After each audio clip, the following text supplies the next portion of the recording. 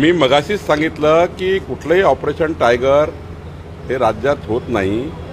माननीय एकनाथ शिंदेजीकडे उद्धव ठाकरेचे खासदार गेले असतील तर ते एकनाथ शिंदेजींना बऱ्यापैकी त्याबद्दलची माहिती आहे। पण मला जो अंदाज आहे, माझा अंदाज आहे, माहिती नाही, की राज्यातले खासदार आमदार माननीय मुख्यमंत्री उपमुख्यमंत्र्यांना त्यांच्या मतदारसंघातले कामं करण्याकरता भेटतात।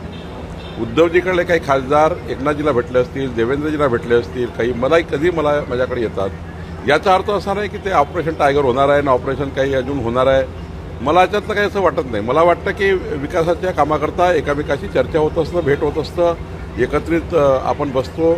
राज्याची संस्कृती आहे की राज्य असंच आहे आपलं की कुणाही निवडून आल्यानंतर कुणाकडे जाता येतं, कुणाकडे काम करून घेता येतं, आपल्या भागाच्या डेव्हलपमेंटचे विषय सोडवता येतात। त्यामुळं त्या अर्थाने गेले असतील। उद्धव ठाकरेचे खासदार हे नाराज पण आहे अशी पण चर्चा आहे। चर्चा काही असू शकते, पण मला हे उद्धवजीला माहीत असेल नाराज आहे की नाही आहे। आणि एकनाथजीकडे गेले असतील तर विकासाकरता गेले असतील। तर मला असं वाटतं राज्यामध्ये असं ऑपरेशन टायगर वगैरे फार काही मला वाटतं झालेले जे आता जवळीक वाढलेली आहे खासदारांची शिंदेसोबत। नाही, असं आहे की ते जवळीक सर्वांशीच आहे। मुख्यमंत्र्याकडे आहे, एकनाथजीकडे आहे, आमच्याकडे आहे, शिवसेनेचे मंत्री उदय सामंतजी सर्वांकडेच आहे। आपापल्या कामात सर्व भेटतात। मलाही त्या ठिकाणी आता परवा बळवंत वानखेडे आपल्या डीपीसीत भेटले होते। याचा अर्थ काही पुढे पक्षासाठी असं नाही, आपला कामासाठी भेटतात।